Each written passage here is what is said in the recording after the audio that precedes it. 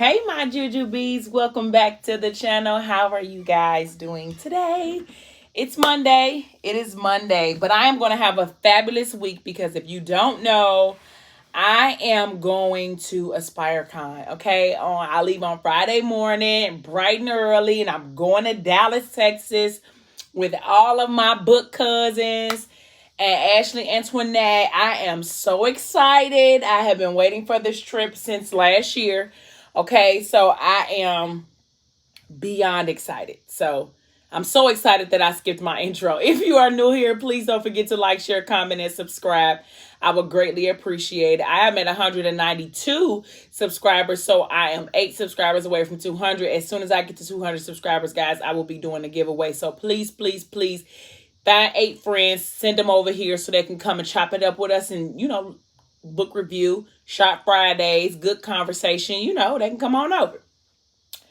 So, how y'all doing today on this good Monday?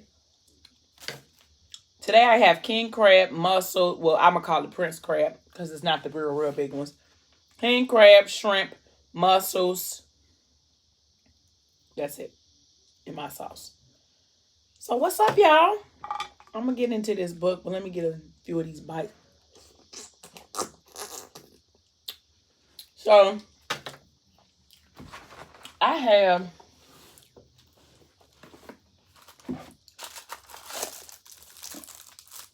all these candles, but I don't always leave them out because I feel like in the Ethics series, these other characters weren't as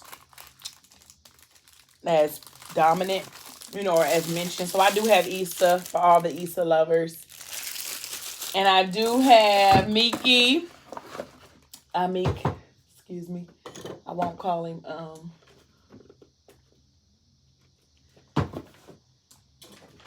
I do have Miki.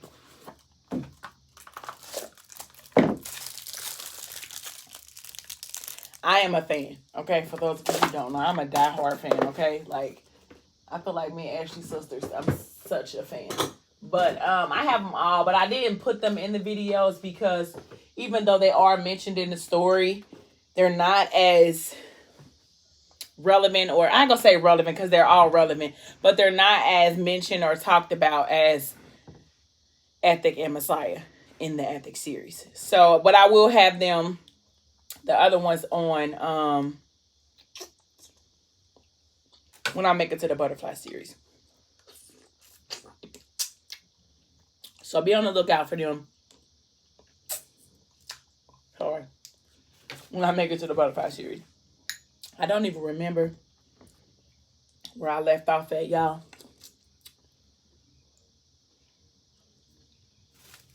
I really, truly don't. But, dang, and I didn't watch my last video. I wish this was live so y'all could tell me, like, yeah, Ju, you ended off at... Oh, please don't pop back in there. Dang, where did I end off at? I know.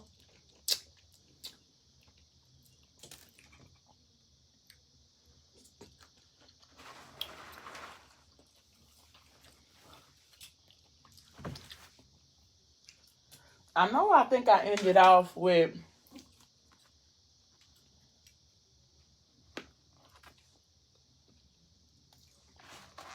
I think I ended off after they had the disagreement about Raven. When she found the stuff...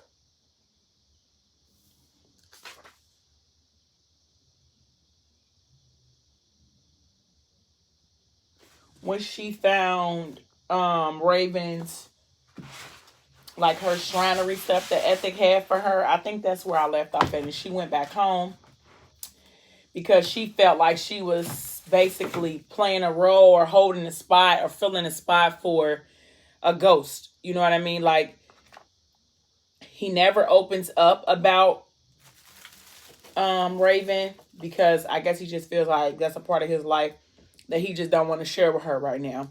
And so I think that's when he told her, like, I didn't think you was the intruding type. And she was like, I wasn't intruding.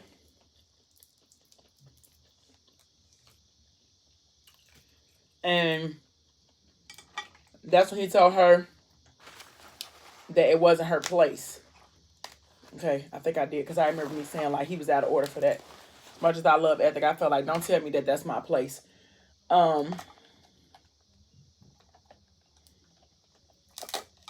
So when she left, you know, he told himself like, I'm not gonna let this, you know, I'm not gonna let this be the death of us. Because granted, I did overreact, and I probably shouldn't have reacted the way that I did, but I don't want this to be what happens to us. So he said he didn't mean to lose his temper.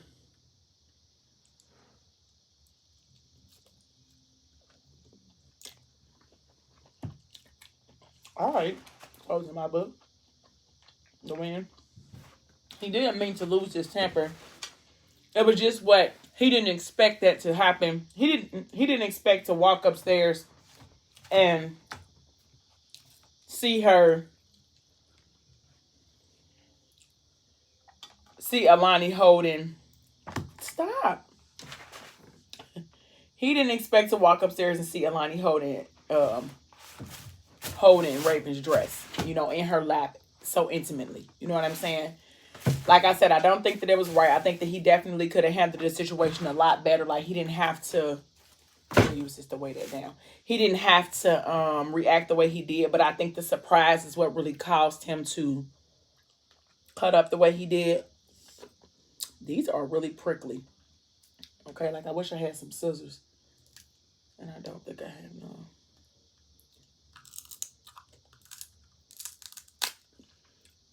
So he said he had opened the box in years, and it was like as soon as it popped open, it was like he felt her come through his house.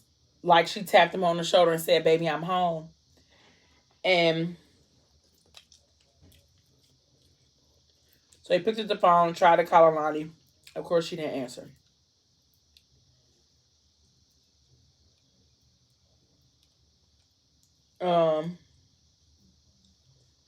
So when Alani didn't answer, ouch. Don't try this at home. Get you some scissors, but I don't have none.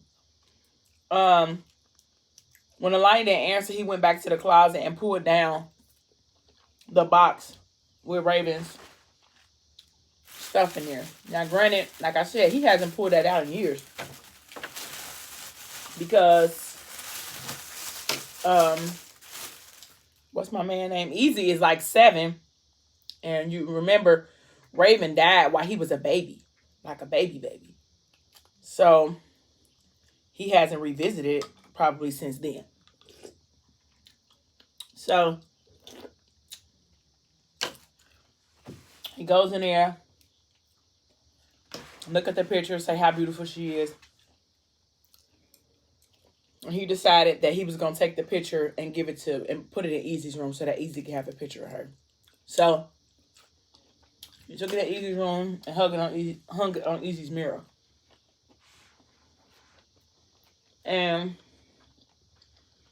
he showered, got himself together, and decided that he was going to have to go after Alani. Because he didn't want this to be another thing in their relationship that they just couldn't get past. So he went after his baby. And it said he couldn't let the past or the present and prevent his future. He had done it for too long. He had gone without for too long. He simply couldn't do it any longer. Not after experiencing her. It was impossible to experience her and then live without her. So, this sauce is hot. It's burning my fingers. He got dressed. And he went over there to get his baby. But he went to Nanny's house. And used his key. Because remember she gave him a key. I think she had gave him this key back in book 4. But But she gave him a key and told him, like, I want you to have access to me whenever you want to have access to me. If you feeling spicy in the middle of the night and you want to come get your rocks off, come see me. She was like, if you need to be, taken care of, come on over. I don't care what time it is. I don't care what's going on. You come see me. So, today, he used that key. And when he got there, she was asleep. And she was asleep in her boy shorts and cami, looking like steak to him. And this is messy, and I feel like I lick my fingers a lot. Bear with me.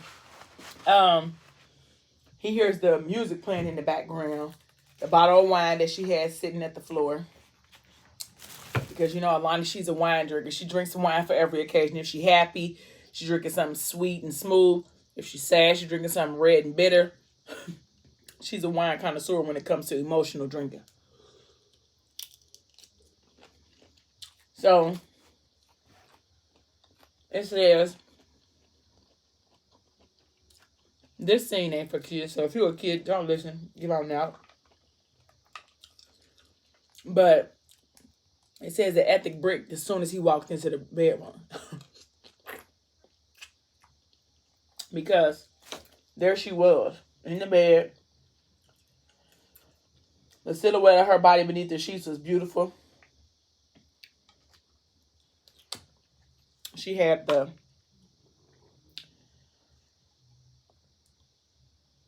I think it's the one, would you mind?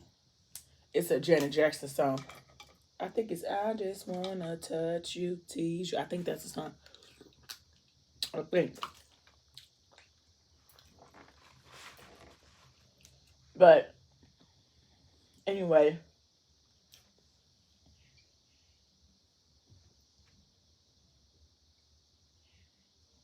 It says that her eyes were swollen because, of course, she had went to sleep crying, not really knowing exactly where her ethics stood when it comes to Raven. But it also says that she went to sleep with her hands in a different place because who knows why. And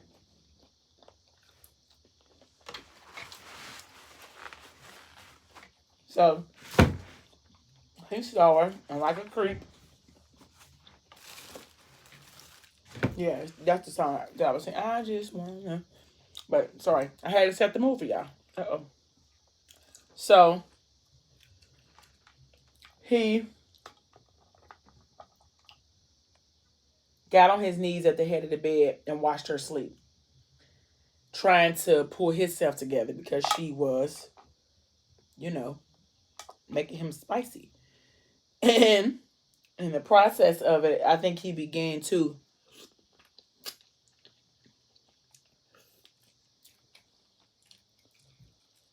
he put his thumb on her lip, ran his finger across it to kind of stir her out of her sleep. And then he went down to taste the rainbow.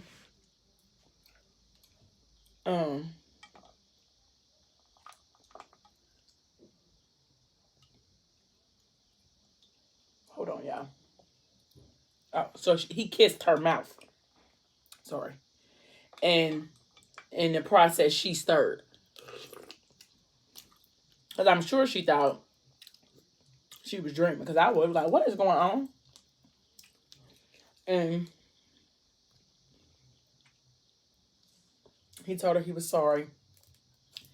He didn't mean, what he said or how he said it. And then they proceeded to do what lovers do. Okay? Lovers do in the most passionate, grown-up-ish way you could think of. That's what they did. Okay? And She thought she was dreaming. Because it said like she done had this dream before when her and Ethic was at.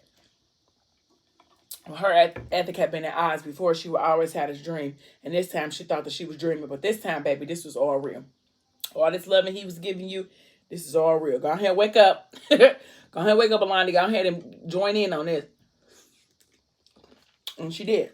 So, it's hot, y'all. So, this bowl is hot. So, he told her, like, you told me to use the key to pull up on you.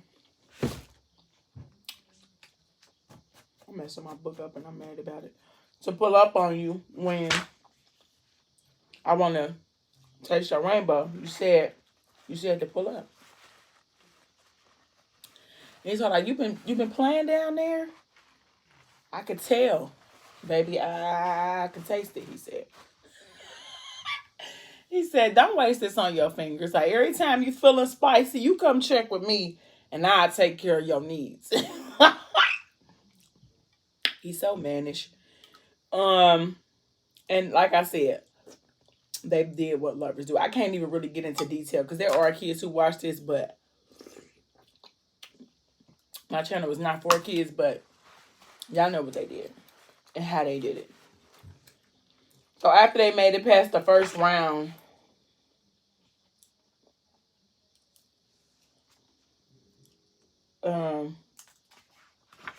Nanny came and banged on the door. I'm trying to sleep, damn it, yelling like these babies ain't in here. If they take her fake mad behind back to your house with all that noise, might as well get a damn crib on the way, because she pregnant after that.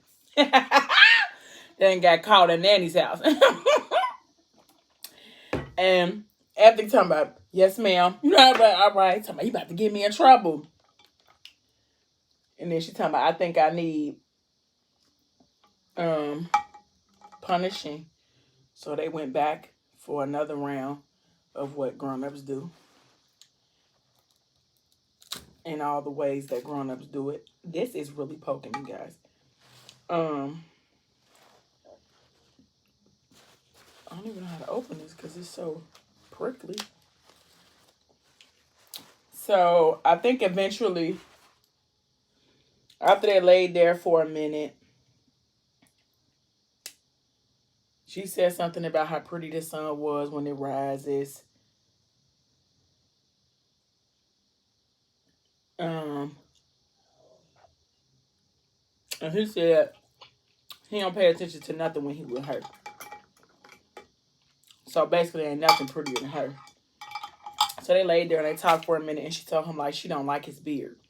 And he was like, no. She was like, don't get me wrong, it's sexy, but I feel like you grew it in a time in your life when I wasn't around. Like, so I don't like it. I don't like what it represents. Because it represents that for a time in your life I was absent long enough for you to grow a whole beard. So she don't like it. So when she said that, he was like, come on. So they went to the bathroom. He asked, like, you got a razor? And she's like, you don't have to cut it off. He like, come on, woman, take me to the sink. So she goes to the sink. Oh, you got some shaving cream? So they get to the sink, and you know, she lathered him up. She like, here, let me. So then he proceeds to tell her about Raven, about what happened, how she was in a bad relationship, and how he was the one who's responsible for her being dead. Now, mind you, the only other person who I think he's told this story to is Messiah. So he proceeds to tell her about how Raven was with Mazan and how he didn't mean no good and how he wanted her to leave him, but it was like she couldn't because Mazan was beating her up. And when she finally got the opportunity to get away, he had already had a $50,000 bounty on Mazan's head. So the day that she was gonna run away with him in the park, she was driving his car, Mazan's car. How was they supposed to know? that she was going to take his car? Nobody would have known that. And the people that he hired to kill Mazan had followed her to all of the. She went to all of his travel spots, got his money, and whatever. And the people who Ethic had hired to do it, they follow her too. And then when she made it to the light, they opened fire. Ethic was standing at the park when the hour was happening, and he watched it.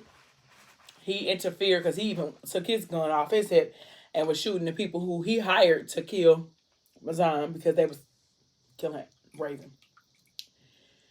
And so he basically told her that story. Like, I'm responsible for killing her. And I watched her die in my arms, take her last breath in my arm. And so I think after he told her that, they went back in the room. And then she told him he told her that he wanted to have babies with her. Like, I want to have life with you, or whatever the case may be. And she like, So she finally had to tell him about the miscarriage that she had that day when Easy had told her that she lost one of her heartbeats. I remember that? She was taking him to like karate or something. And she had to tell him that she had endometriosis, and it was hard for her to conceive children. Her being able to even have Kenzie and even being able to get pregnant with Love and actually carry him for a long time was something that was unheard of for her body. And he was telling her, like, you should have told me something like that. Like, you shouldn't have, dealt with something like that on your own. And she was like, well, I didn't want to be unworthy to you. Like, I didn't think that I would be, that you would want me. So eventually, after they spent days, I think 2 days, held up in her room, the kids finally needed her. So she wound up going out. And they went back home after they revealed all that they revealed.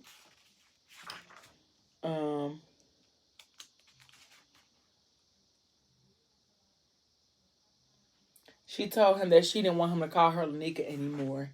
And he said, because I haven't earned the right to call you Alana. He said, I'm going to earn it though, baby. I'm going to work to restore you the way that you've restored me. You do things to the inside of me, to parts of me that I thought died with Raven.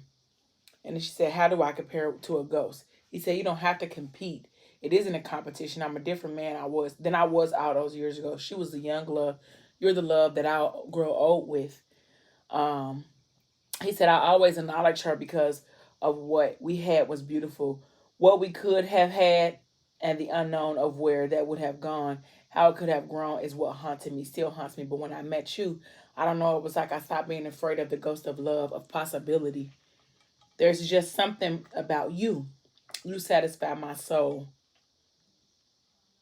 A man, and somehow I don't think she would mind me loving you. You're the love of my life, Lanika. You know how you go to church to get saved? He said, I come to you for that. You saved me. You rebirthed me. I'm lying all that I have on the altar for you, Lanika. And she said, and I'll never turn away. Not again. I'll die before I lose you again. So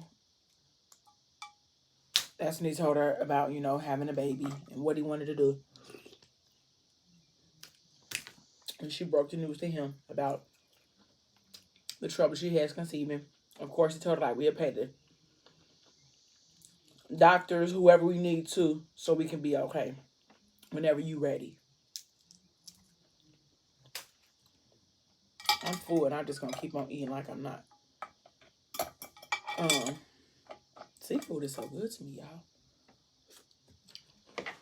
So, But she told me about her endometriosis.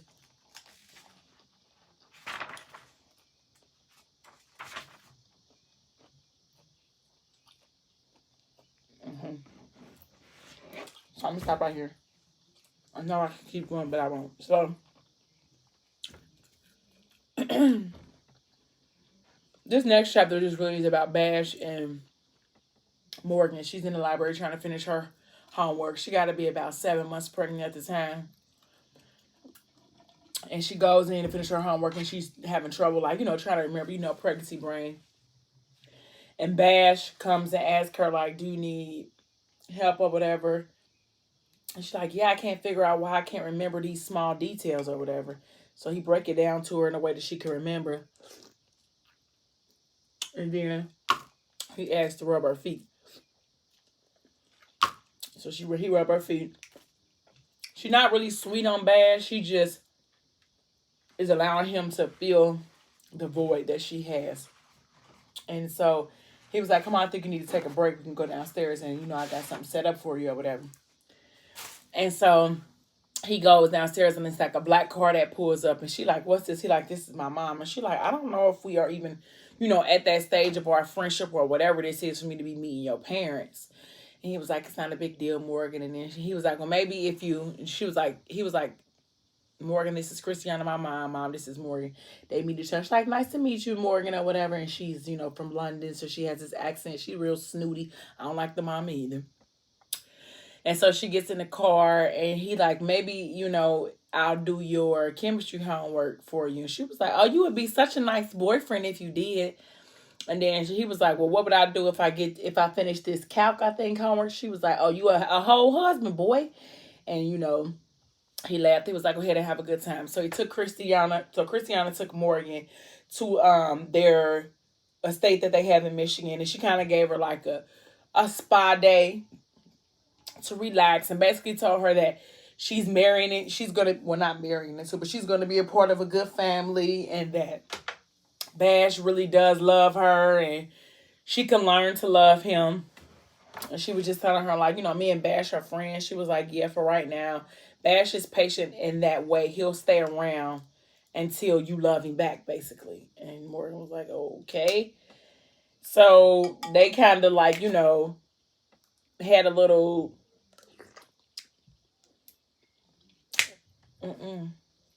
get to know you. Sorry. Something was hard. A little get to know you session or whatever. So I think that's really it with that because I don't like him. I don't like him or his mama.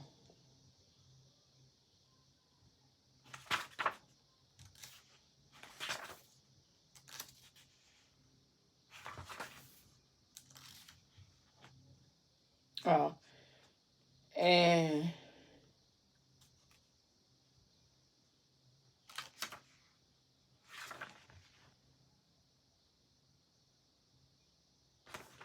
so then we flash to Messiah, and he's still in the hospital. My sweet Messiah. He's still in the hospital, and Blue was trying to get him to eat some food. And he like, I'm not eating none of that. I can't taste it. I'm not hungry. Like, I don't want to do none of that stuff. And she said, boy, this is ain't hospital food. I cooked this. She said, I know, and you can't cook. And so she started to cry. And he like, come on, B. Like, don't do that. Like, you my soldier. You fighting. You're supposed to be fighting this with me. You can't fold on me now. And and she said, I'm your soldier, Messiah. Don't it seem backwards to you that the only way to live is for me to kill myself? The radiation is killing me. This chemo is eating me alive. She said, it's gonna help, Messiah. I believe that. He said, yeah, whatever you say, Blue. I feel like she needs me. He's talking about Morgan. He said, I feel like Shorty crying out for me. I just want to smell her. She used to leave this scent in my sheets, Blue. I just want to smell her right now. Just a whiff from her right now. Put a little bit of fight in me. Please let me call her, Messiah. He shook his head. He said, I'm a shell out here. I'm skinny as... My locks is gone. My skin is dry. My eyes are sunk in. Like I'm on some shit. He said, that's not what I wanted to remember. I don't want her feeding me soup through a straws. I got you for that. And so then the nurse comes in and asks him like, "How's he doing?" And he like I'm dying. She said, "Well, I'd like to speak with you for a moment. Blue, can you give us the room for a moment, please?" And Blue froze because she felt like, "Oh my God, like is this about to be where she announces to him that he ain't gonna make it?" And she said, "I love you," and I'm right outside. And he said, "Yo, B," and she said, he said, "I love you, Shorty Doo Wop, the original Shorty Doo Wop." And then he said, "You know, I'm gonna be fine. Noah's there. He'll show a real Negro the ropes." And she smiled, trying not to cry because Noah's dead. So of course